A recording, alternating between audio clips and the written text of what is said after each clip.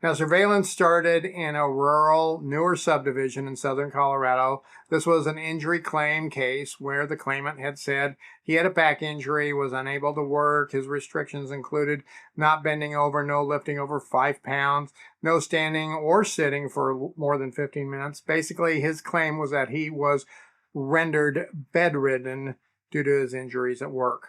Now I show up at the residence on a Friday about 6 o'clock in the morning. It's late in the summer, like late August or early September. Typical weather for Colorado, cool mornings and hot afternoons. Upon arrival, I observed a large pickup in the driveway. Garage door was down. There was one interior light. I established good surveillance position down the street, a ways away where I could watch the residence.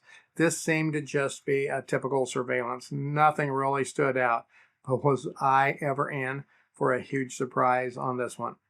Shortly after 8 a.m., I see the garage door open. A male walks out and goes to the pickup. He grabs what looks like a large cooler out of the back of the pickup and he carries it to the front yard. And then I see him open the lid of the pickup. He starts to pour stuff out. It looks like it was water and a few beer cans. Then he picks up the beer cans. He puts them back into the cooler, then carries the cooler back to the pickup, puts it into the rear of the pickup, then goes back into the garage out of sight. This video is sponsored by OREP Insurance and Working PI Magazine. OREP is a leading provider of private investigator liability insurance. Visit orep.org for a quote today. A little while later, he walks out of the garage, then walks down the sidewalk in my direction. I'm like, oh my goodness, where is he going? Does he know that I'm here? When he gets to the corner, he hangs a quick right and walks out of view. I figured he was going for a morning walk, so I grabbed my Covert camera and I hopped out of my car. As I rounded the corner, there he is standing next to a trailer with 2 jet skis on it, talking to one of his neighbors. Now, I couldn't stand there and get tons of video as this was a residential neighborhood. I'm the stranger and I was fairly close to my subject. He was also represented by an attorney, so contact was a definite no-no. My Covert camera is a cell phone model with the camera that points out of the top. So I stood there for a little while. I got about 30-40 seconds of video. Seemed like forever. I just pretend to be texting. And then I went on my merry way. I continue my walk. I go around the block and I head back to my vehicle. As I entered my vehicle, there goes my subject walking back towards his residence. I got some more video and everything seemed to be perfectly fine. About an hour later, he walks out of the garage again and gets in his pickup and exits the neighborhood. The chase is on. I start my car and I initiated mobile surveillance. I follow the guy a short distance to a nearby shopping center. I figured he was going to get gas or something, but he drove past the convenience store and then parked right in front of a liquor store about 9:30 in the morning. I get video of him exiting his car, walking into the liquor store. After a few minutes, he comes walking out with 2 large cases of beer, stops at the back of his pickup. Then he pours those 2 cases of beer into the cooler in the back of the pickup. Next, he goes back into the liquor store. Then he comes out with one of those huge bags of ice, and he pours that in the cooler. He then gets back into his pickup. He drives back to his house and went into the residence. Then I saw a lady leave the house, go into the garage. She drives off out of the neighborhood in a little sedan. My subject did not appear to be inside the car. Another hour goes by, and then I see him walking out of the house, and he gets into his truck. He drives towards me, then he takes a right. My heart is pounding now. I start my car, and away I go. As I rounded the corner, there he was, backing his truck up to that trailer with the water jet skis on it. I was totally caught off guard for a second. I went around the block. I found another place to park, another vantage point. I got about 30 minutes of video as he was hitching up that trailer and trying to secure the load and everything on there. It was amazing video. After he gets the trailer all hooked up, he pulls it around the block and in front of his house. Just about the same time the lady arrives back at the house, she puts several bags of stuff from her car into the back of the truck. Then she goes inside. A few minutes later, they both come out with several bags of stuff, throw it into the pickup, enter the pickup, and exit the neighborhood. Now I am like, alrighty, road trip, folks. It is time. This is going to be a good one. First stop, a convenience store. He fills up his pickup with gas. He fills up the jet skis and fills up a couple of large gas cans on the trailer. Then back on the road. I was trying to get video and search the internet for nearby lakes, so I might have some kind of an idea where they might be going. Now, they drive directly to a freeway, which made me feel a little more comfortable, as following somebody around, driving real slow, pulling a trailer through residential streets is a bit nerve-wracking. But wait, my nerves haven't been racked yet.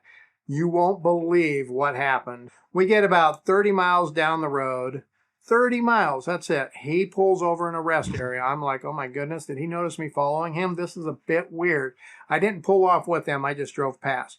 Now, I know this stretch of road pretty good, and I knew that there were emergency turnaround points every few miles. So I pulled over, I grabbed a little bit of video of him as he parked. He got out of his truck and he went into the restroom area. I'm like, man, shouldn't you have gone before you left there, buddy? Next, I drive down about a mile. I find a place to turn around. Then I stop a little ways away from the rest area. I get video of his vehicle as it's pulling out of the rest area and continues on the freeway. I then pass him the opposite direction on the freeway. I find a place to turn around. I turn around and I catch up to him. About 40 miles later, he pulls off in a small town interchange. I'm like, all right, we must be getting close to our destination. Then he pulls into a convenience store. But wait, he can't need gas. They have tons of food and stuff. What's going on? I find a place to pull over. I videotape him as he enters the store, and then he comes back out a few minutes later. He enters his pickup, and he gets back on the freeway, and he heads on down his merry way. I'm like, this is pretty weird. Now, about 30 miles down the road, he goes and he pulls off the freeway again. This time he pulls into a truck stop. So I pull up to a gas pump that time, and I go ahead and I decide maybe I better make myself a quick pit stop, and I go into the truck stop. I go into the restroom, and lo and behold, there he is. So I go back out to my vehicle. He comes out a little bit later. I get some video of him getting in his pickup, and then I follow him. This activity, folks, went on for the next few hours. I figured either he was drinking a lot of those beers from the cooler, or he had a bladder problem, or maybe it was both. It made for a very interesting and a very tense follow, I have to say. Now, he had switched freeways a couple of times in the metro area, and now we were heading toward Nebraska. I thought maybe he was going to go to Lake McConaughey in Ogallala, Nebraska. It is a huge, and I mean a huge lake, so it made sense to me. We get about 30 miles from the Nebraska border, and he pulls off the freeway, and he goes into another convenience store. Now, I took the opportunity to get on the phone there, and I called a PI in Nebraska that might be able to help me out. I wasn't licensed in Nebraska, and I knew that I could follow him for a short period, but if a lot of surveillance had to be done in Nebraska, I was going to need a PI that was licensed in Nebraska. After he left the convenience store, he didn't get back on the freeway. He got on a highway heading out of town. Now, I figured maybe there's some back roads that I'm not quite sure about that will go to the lake.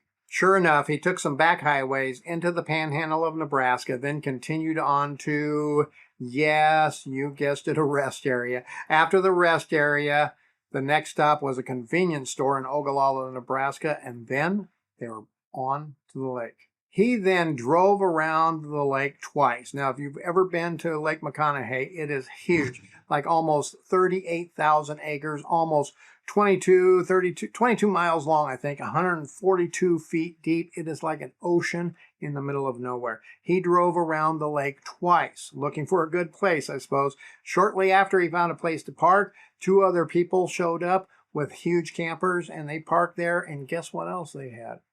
Yep, jet skis. Now, after 500 miles of following this guy, making a dozen bathroom stops, obtaining about 4 hours of video, my relief investigator from Nebraska showed up. I was 13 hours into my day at this point, and at best, 5 or 6 hours from home, but I was happy to be heading that way. And my first stop, Yep, you guessed it, a rest area. My Nebraska PIs got over 10 hours of video that weekend on this guy, racing his jet skis, drinking beer, playing volleyball, barbecuing, you name it, they did it. The client was ecstatic.